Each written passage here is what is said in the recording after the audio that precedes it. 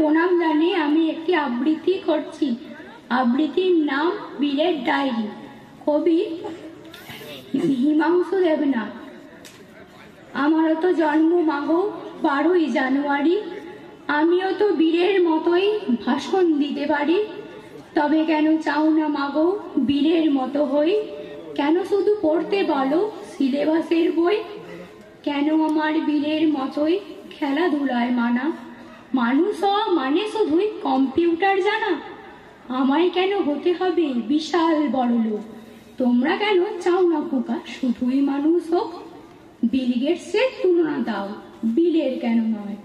সবার মতো তোমাদেরও কি গরিব হবার ভয়?